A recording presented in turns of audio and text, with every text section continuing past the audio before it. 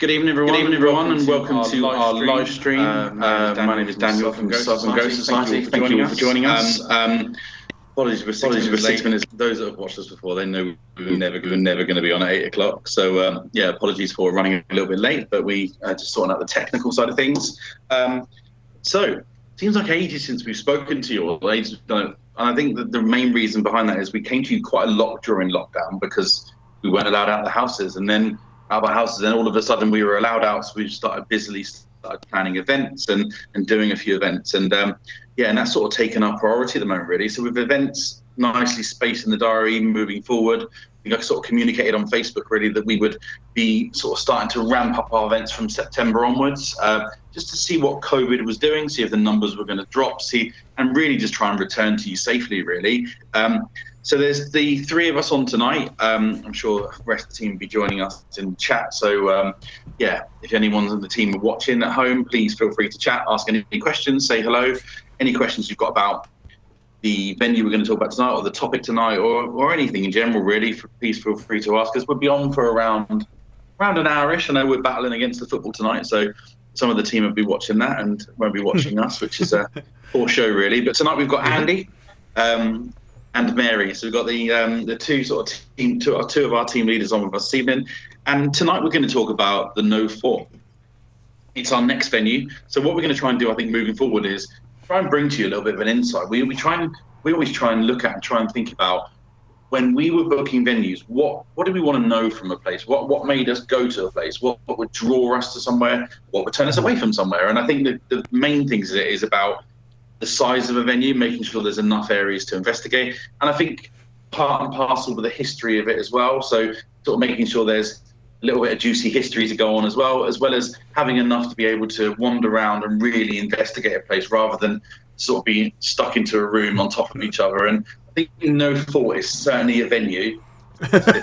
Andy, you'll see you snigger there, but Nothe Fort certainly offers that, and I think for ourselves, what we wanted to do was just really talk about the next venue we're heading to, talk a little bit about the history of the place, talk about the map. So what I'd like to do is bring to you sort of a real brief whistle-stop tour of the history of the place.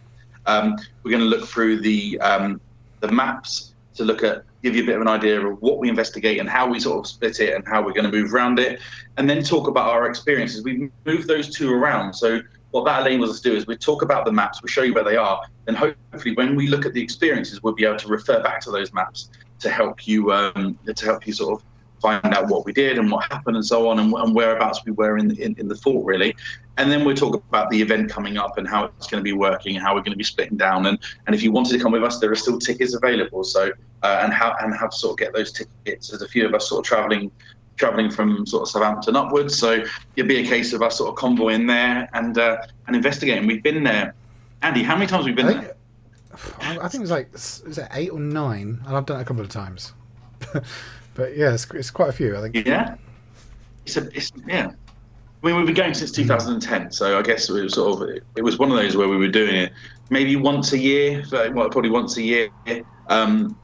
Yeah, I think after the sort of first couple of experiences, we were sort of desperate to get out, so we might have gone twice in 1 year. But I certainly thought it was around the 5, maybe more. So it's a venue that we know. David that runs it, whether he's watching tonight, but David that runs it is really into the history side of things and really helps us investigate it and really helps us with sort of the hotspots and also the activity we pick up, we're able to feed back into them. So it's a really good investigation venue, and the 24th of September we head back there. So if you fancy joining us, then we'll show you how you can after this video. Just a quick plug, if you are watching, we know that people at home, I am sort of darting my eyes to the left-hand side. I'm not watching the football. I'll catch a second half on that. What I am doing is I'm keeping an eye, honestly, I'll show you. I'm keeping an eye on your messages and who's watching stuff. So if you are watching at home, myself and Mary are both keeping an eye on the chat. So if you are watching, just say hello, let us know who's watching, and we can sort of give you a bit of a shout out and say hello. So the Nothe Fort, a whistle-stop tour in history of the Nothe Fort. So the fort was built, they say, between 1860 and 1872, and it was originally built to protect the naval harbour at Portland. So sort of the reason I sort of say sort of between those dates, I think it took quite a long time. For those that have ever been there before or seen it, it's a really massive opposing building on the massive opposing building on the sort of quay. It's actually where, I don't know whether we actually did it around the Olympics time as well. I remember they were gearing themselves up for the Olympics. They actually used, I think it was around there. I think it was for the windsurfing or something like that. I think it was, but and the sailing. But we did an event there where they were getting set up for the getting set up for the for the Olympics there as well. So it's a really big opposing fort. And I think that for those that have been with us that come to Fort Pembroke and Fort Widley, this is completely different. This is Fort Pembroke and Fort Widley, and the other forts we've done a little bit inland and very much just tunnels, where this is very imposing right out on the quay. And when they first built it, I think they gave the contract to a civil engineer contractor, and the first stage that they wanted to do was build the sea wall so they could sort of get the rest of it built. And they run into financial problems, so they had to never really completed it, and then they had to sort of refinance and go again. So that's why it sort of took a bit of an age. So between sort of 1860 and 1872, it's been used for a multitude of things going through history. But there's lots of what we've done is to try to sort of pick out key things in history, a little bit of sort of juicy bits, a little bit of meat on the bone, but also in terms of give you some key things of what it's done for. So sort of put some history as we go through. But in 1881, there's a really interesting story about a bottle. And Andy, would you mind telling it? Yeah, sure. Telling the story of it? It's something we came up when we were looking at the histories of the place, especially kind of trying to see who was there. And it was a weird story. The story's called Murder or Hoax, because they weren't too sure if this was true or not. But what happened was they found this small bottle on the beach outside the Victoria Hotel, which I think's down the road or whatever. And inside the bottle was a piece of paper rolled up. And the paper said, Weymouth, beneath the Nothe Fort, under a rock, the dead body of a girl will be found. She was murdered a few years ago by private, and then the paper unfortunately blanks the name out. Nothe Fort, private something from Nothe Fort is her murderer. So they basically looked at that and they didn't believe it. They counted it as a hoax. The police weren't very interested in investigating it at all. The interesting thing is, though, is even though they thought it was a hoax, in the newspaper they specifically call out that because it was an alleged murderer, they don't put the name of the person there. So it was a hoax, but they didn't want to implicate the person behind it. Which is kind of interesting. They just kind of just interesting, isn't it? Yeah. So she might still be there.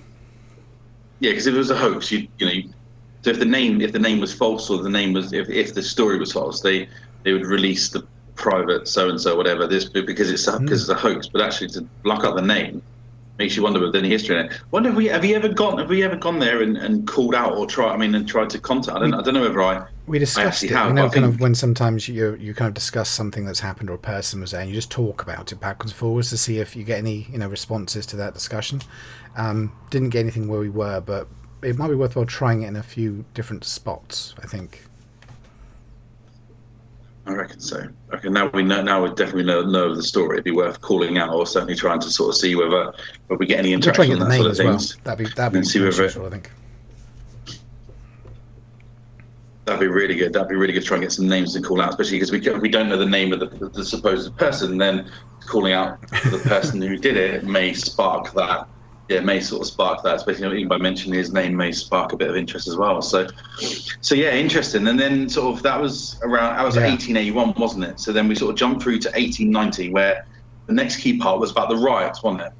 So who was rioting again? I didn't even write it down, but who was rioting? So there was a mixture of civilians and people from the fort, so soldiers from the fort, and eventually had to get a lieutenant from the fort to come with a bunch more soldiers to wrangle them. There seems like there's a lot of tension between the civilians and the people in the fort, and it seemed to just blow up in this particular time. And but yeah, it got serious. So the soldiers come to stop the other soldiers with drawing swords and properly bashing them around. Nice. That sounds really bad, doesn't it?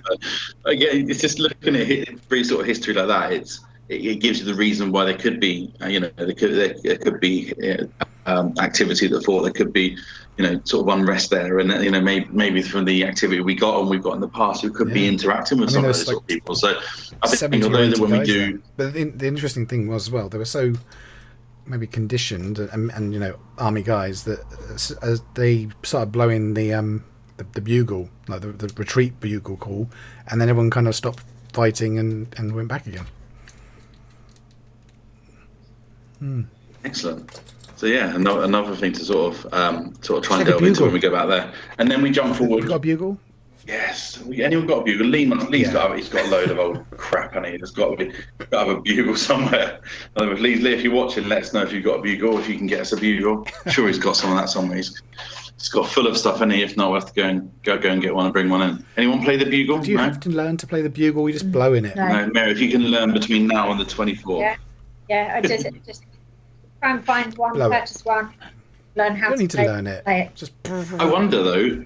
We've had some really good interaction, haven't you? We were just chatting before about Fort Pembroke and the music. I wonder whether bugle music could be a way, maybe take some bugle music there. Because for those that don't really know or have not been with us recently or watching us back, we've had some really good interaction of late of taking period music, specifically music that the place can relate to, and actually having interaction on it. So I wonder whether bugle music, the sound of bugles, certainly may sort of spark a bit of activity there as well. We find some really good. I made a note of that. We're definitely doing that now. Maybe try to, because there's some songs which are like commands. So we'll good work. Maybe find out what those commands are and play those. Yes. See which one works. Do you know what? Right? And so then we jump from 1819 to 1925, and that was the torpedo testing. And I think that caused a bit of chaos, Andy, didn't it? I think with the torpedo testing, it was kind of a testing it was everywhere. Thing. And one of them, it was in 25, crashed across the shore and scared a bunch of people who were visiting the fort. There were some people there with a man with his wife taking photographs, and then a torpedo crashes onto the beach. And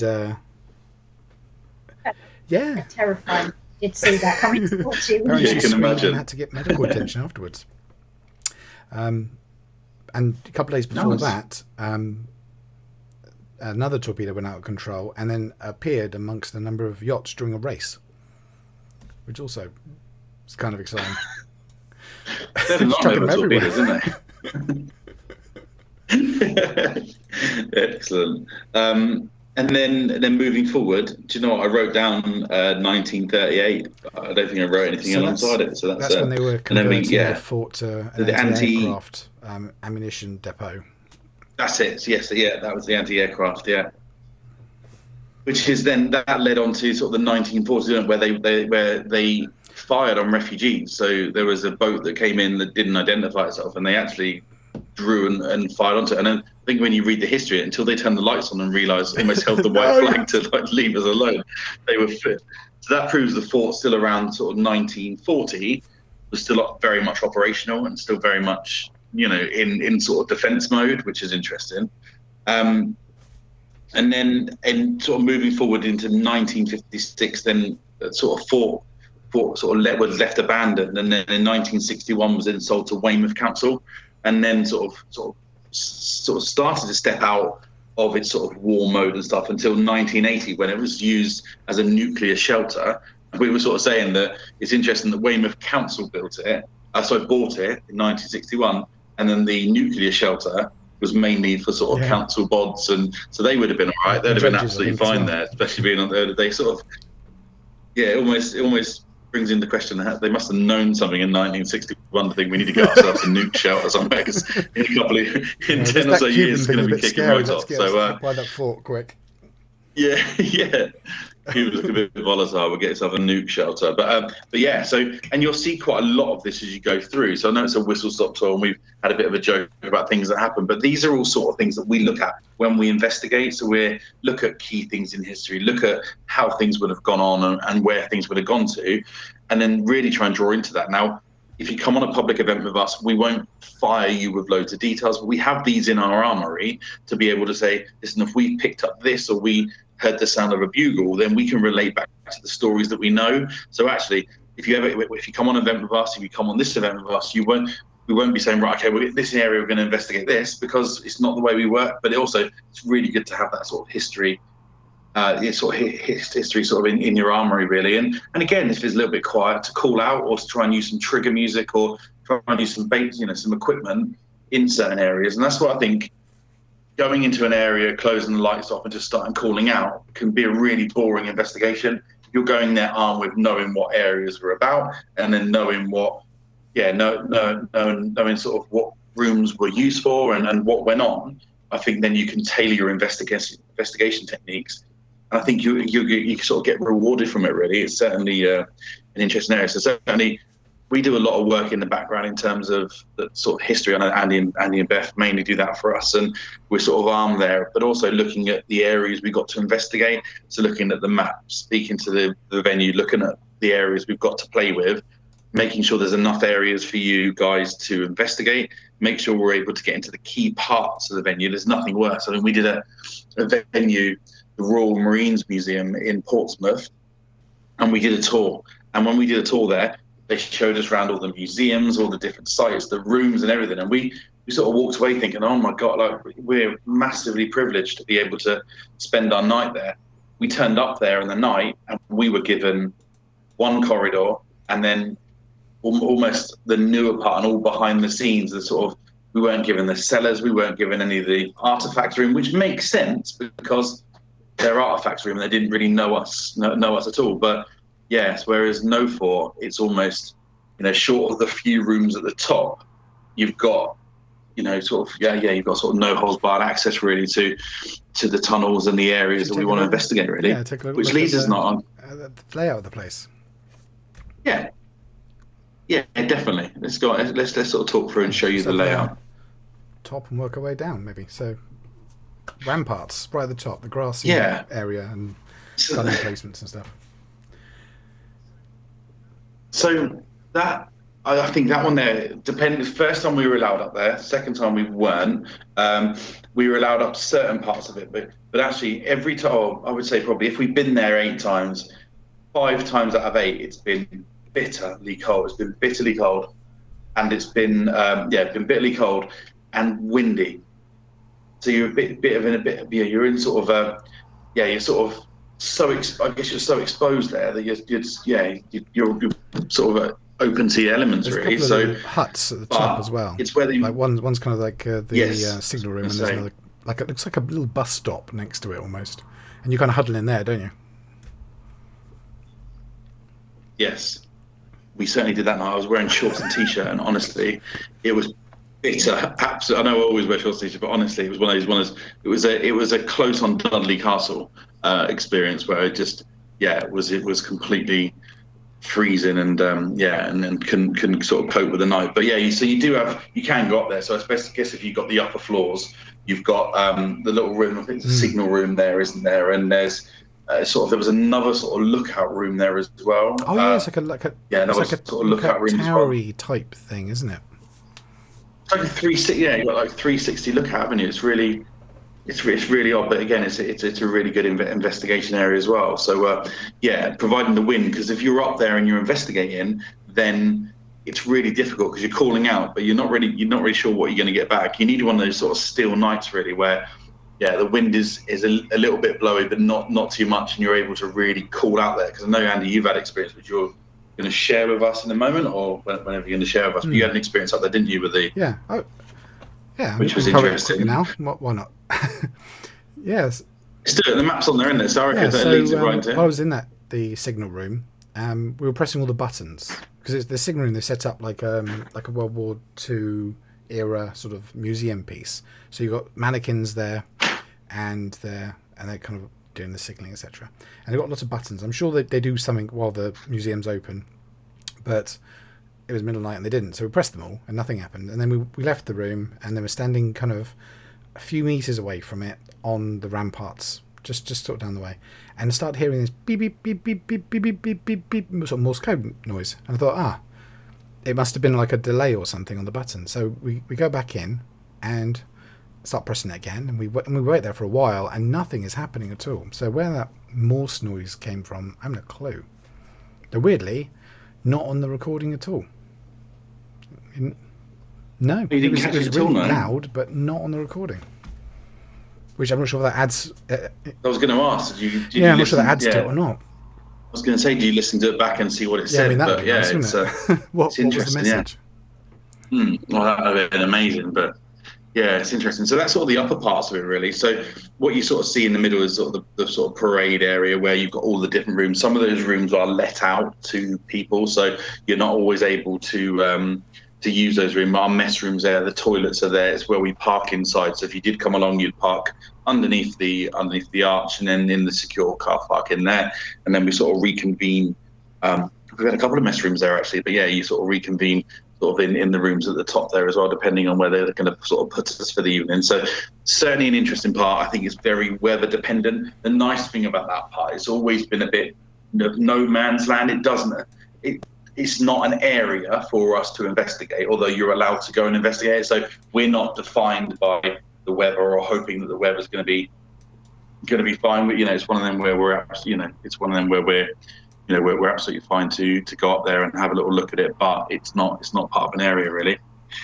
So the next part is the gun room. So the gun room, I would say, this next part, the gun. Yeah. So as you can sort of see from the photo, it goes around in a sort of horseshoe semicircle, and where it's highlighted green is like the main gun area. They would have been pointing out to the main part of the sea, and they would have had the cannons in there, and they've got the mock cannons in there now, so you can go there and you sort of experience what it would have been like. So as an investigation area, what you see there in green is almost what you've got to investigate, and you'll have the spiral staircase that goes up and then up to the ramparts as well. So lots of a really sort of big area to investigate. Gun room is the gun room. They're a lot bigger than guns, aren't they? The cannons. They were built to house 12 naval large cannons, aren't they? Large cannons, the ones that, and also the ones that get miles. Naval cannons, and you'll sort of get to see the size of them. Yeah, they're huge, really. But we've had that. It's been the scene of a couple. From going into our experiences, but I guess it doesn't matter too much, really. While the map's up, we talk about it, I guess, like you did for that bit, but.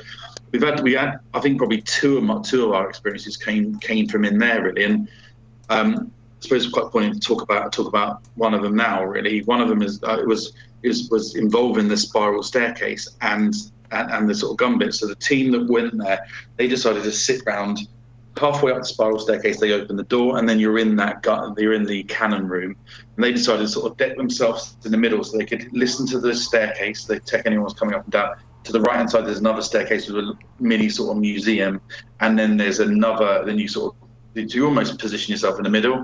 They were doing some calling out, and they were calling out, and all of a sudden they heard. They sort of see part and parcel. They saw a torch. They saw a light, and heard footsteps coming up the stairs. So the two investigators, both I think it was Sarah and Simon, both stood up and both went towards the spiral staircase where they heard footsteps and said they saw. And both of them were adamant and completely shocked about it. They said they saw a torch, like candle flickering. And the way they sort of described it is that someone would be coming up the stairs holding a lantern that would have had a candle in it. But actually, when they sort of waited and the footsteps stopped, one went up and one went down, and they didn't meet anyone. There was no one coming up or down the stairs, which was really, really interesting. We were probably talking sort of 6 or 7 years ago for that one up there. So I don't have the footage to hand, but they would have caught. I think they had voice recordings of the steps, but they were completely baffled. And they so much so, one being a lady and one being a man, they didn't huddle together thinking, "Crap, this is a ghost." They literally split to see who was coming into their investigation area, and there was absolutely no one there at all. So yeah, I've always sort of had that as this is a bit of a favourite area. I think. When you go to a museum and it's mocked out how it would be with a large cannon stuff, I think it gives it that sort of feel. If it was empty, you use half the time in your mind trying. I think you can act as a negative as well if the rooms are wrong and wrongly laid out. But if it's laid out how it's supposed to be, it's a really interesting thing to sort of sit there and get yourself in the mindset of what these guys would have been going through. Especially if half of them would have been firing on some refugees and innocent people. They were certainly ready. They were ready for action there and. Yeah, so we certainly have to calling out there, but it's certainly been a bit of a favourite area there. what you'll see is with the courtyard as well, the reception, and then the main area around there as well. That's where you park your cars. And yeah, I think another one of our experiences there is we came up because we're from Southampton, so the majority of us were coming from Southampton, so we jumped in a minibus and we all came up. So we got underneath the arch and we parked up, and I think it was on our second session.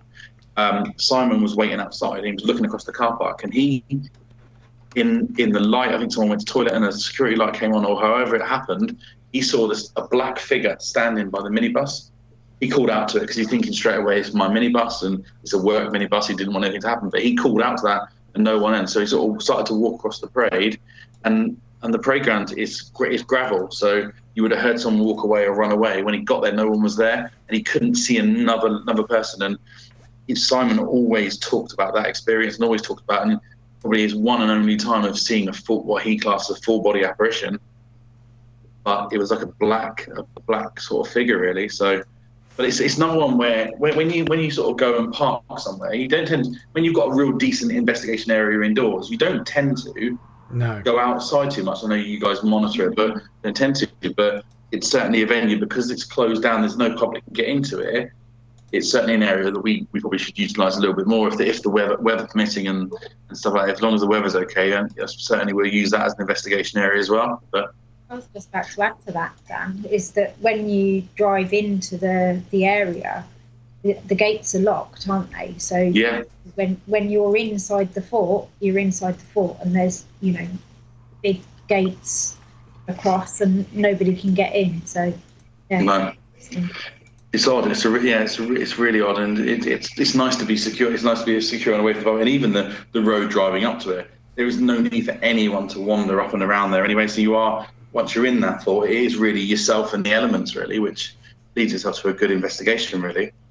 So that's the gun rooms in the area we have to investigate. Outside the elements, then, in the left-hand side tunnels, there's this.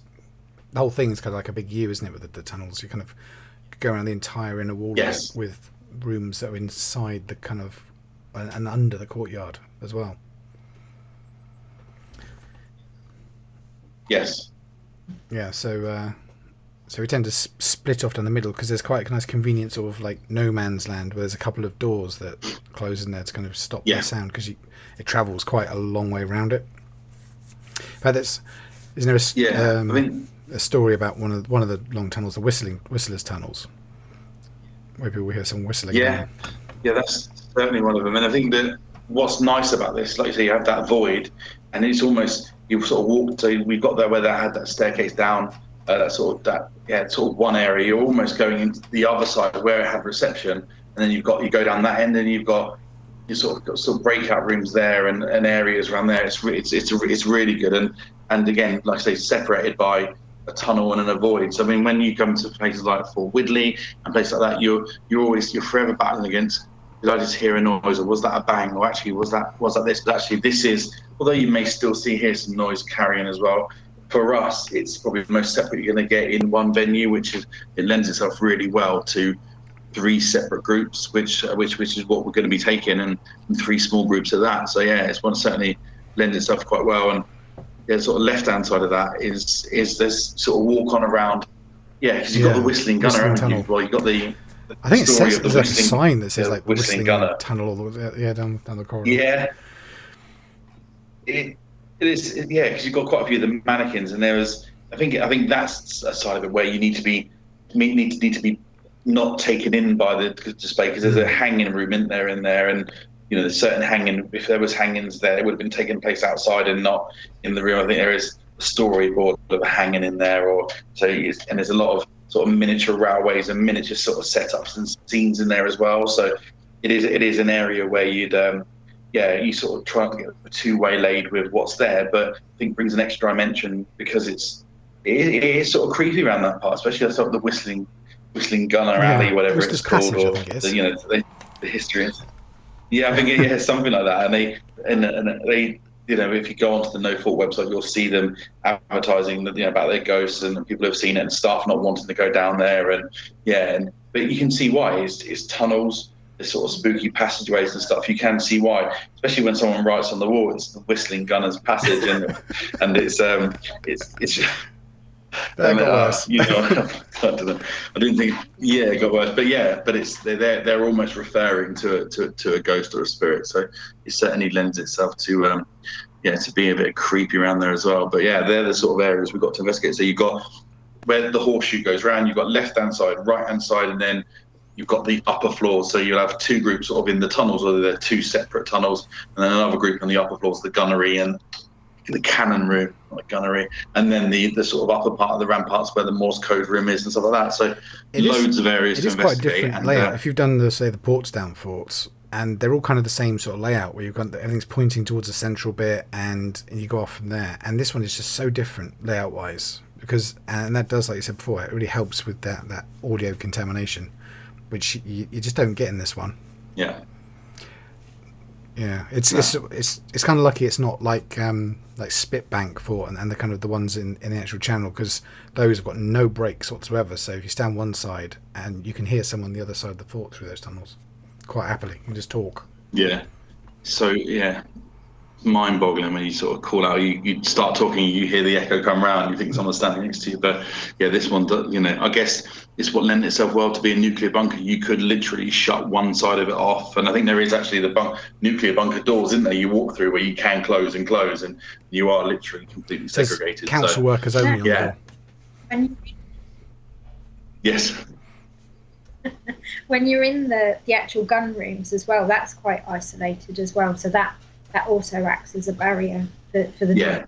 Yeah, definitely. And there's no one sort of walking above you or below you, so it's good unless it's what they call in terms of spirits and stuff. So yeah, no, it's certainly I'm looking forward to it, most definitely. So that's the map part of it done. So I know we were sort of talking about experience. The next part we were going to talk about was our experience, but we sort of went into them with you. But I think that made sense. So you could relate to where we were talking about and where we're going, and hopefully look forward to be able to go in those areas too. But yeah, it's certainly an interesting part. I've got another one there, Dan, and it's interesting. I didn't realise it was in the cannon sort of area as well. And mine was basically, say, we were calling out. We were actually in one of the gun areas. We heard John and I sort of the team that we were with were doing a board session, but John was stood out in the corridors, and we heard male voices, and so which was unusual, and it was sort of in our area. You couldn't, there was nobody else above us, nobody else sort of close to us, so that was really interesting. And at the same time, while we were on the board, I had kind of like a personal experience where I had an instant sort of it was almost like an explosion, but I felt like the heat rush over me. It's really weird to describe, but the only way I can describe it is like it was like a flashover. And we were talking about it last night, and actually sort of we were looking into sort of the research and whether there'd been any explosions or fires there. And we have found something that was connected. So we're going to sort of do some experiments when we go there next, and see whether we can find out a little bit more information, because I'm not going to say too much, because there was an incident there. Don't ruin it. Don't ruin it. So I'm not going to go into it, but it's it's going to help with the investigation that we're going to try next time. I mean, you never know what's going to happen. Nothing. No guarantees. But no guarantees. But I think that gun area is definitely a bit of a hotspot. Yeah, I think so. Certainly, sort of most of the stories have come from that area or above. So yeah, it's a really it's certainly a really good area. Certainly one I look forward to, and got me a bit excited now about going back there, really. So Andy, you had some experiences that we've not talked about, but you may have some audio or some visual experiences. Yeah. Have you got those? What I thought I'd share is like an interesting bit on one of the sessions when we were in, probably it was the right-hand side tunnels at the bottom, and there was only a few people in our little group, So we had Mark and Dave and myself and Beth, and I think that was about it. So there was not many people in that area at any point, and like I said, there was kind of a closed door, and we started hearing these kind of big, crazy bang noises. So, and it happened several times, and then after we were hearing them, we went off to try and find out what it was. So I'll play them now, and then we can see what we can hear. And also, interestingly, I think I actually hear a weird little voice. That, you know when you kind of go back on footage, and you go, okay, I remember that one, the bang. I'll check that, and you listen to it and go, hang on, is there a voice there? It's always weird. You go back stuff. So we'll see how that goes. Right, so I'll play I've got 3 loud bangs, and then come back and then do the debunking one. Okay. Well, if I go this room, you go that room. This room. We'll cover both. Alright, I'll send you. Yeah, this room. Right, he's there. And we just heard that bang. What? That was me just there. No. This? It's a from down there, like a real. I didn't hear that. No, we didn't hear it. Give him that. No. Oh, really? Yeah, just nearby. That. What's that? That's Fort on. That's no one jumping like that. That almost sounds like something in like an air conny sort of. Yeah. Should we go find out? Yeah. I'll see. Residual energy.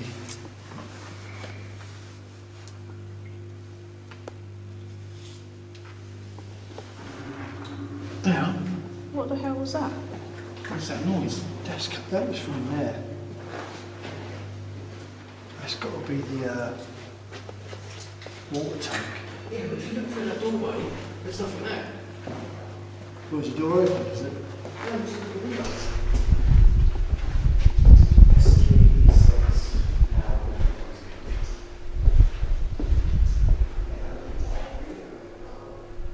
It's team up there. No. That's a pig.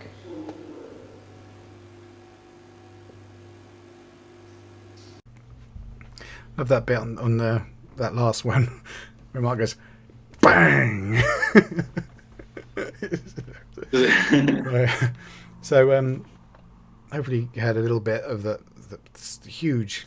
It sounded kind of slightly metallic, but on the other hand, there's that kind of, I don't know, sort of boomingness to it. So kind of went off to try and figure out if someone was, the other side slamming doors or something was banging around. So we kind of wandered off and tried a few things out.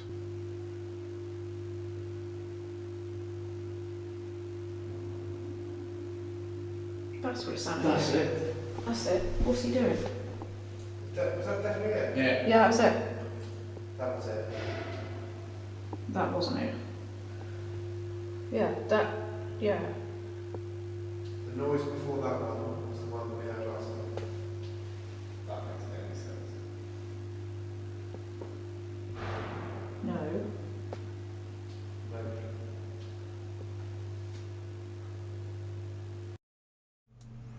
Yeah, so from there, Mark kind of went to tread on this grate that was in the corridor, and that was probably the closest thing we found, which sounded kind of like it, but it wasn't anywhere near the same sort of booming sort of ofness to it. There was a weight to it that didn't really echo so much as well. So I'm not entirely sure we figured out where that come from. But so if you've been with us, you know that we put audio everywhere. So we had audio on the other side, we had audio outside, everywhere else, and it wasn't anywhere else. The only place we had it was in that right hand side passage. And in fact, Mary and I were talking, and you remember me coming back and say, did you hear any big bangs like throughout that first session? And you said no. It's interesting, and also that grate was in your area, wasn't it? So that grate was in. So actually, it would have only been your team. But so if that was someone, you could understand if it was the other side of the fort and it was my team, and we had 10 of us or 5 of us walking over it. But it's your area. It's boxed off. It's there's no other reason for anyone to be wandering around that. So and sometimes you get like really those big bangs when there's there's a grid outside on the road or something. But firstly, we had an audio record outside and it wasn't there. But secondly, it's not in a place where there's cars driving past, because at the end of this little peninsula, and the only road is kind of up to a car park, and then that car park up to the fort. And in fairness, people that know us or people that don't know us, I'm going to tell you now, it must be best part of 40 recorders around. Yeah. So, I mean, I know this some time ago, but when you come with us now, you measure inside and outside. You've got recorders inside and outside. Everyone's mic'd up on their wrist, So we're able to certainly isolate a sound. And you can understand if people think, oh, that must have been a firework. Well, that should have been on the recorders outside. The other group would have heard it. We would have definitely recorded it, So, but we didn't. And yeah, it's one of those places where you sort of generally look forward to go back to, really. But yeah, really cool piece of evidence. And certainly people that know us, the work that you would have done.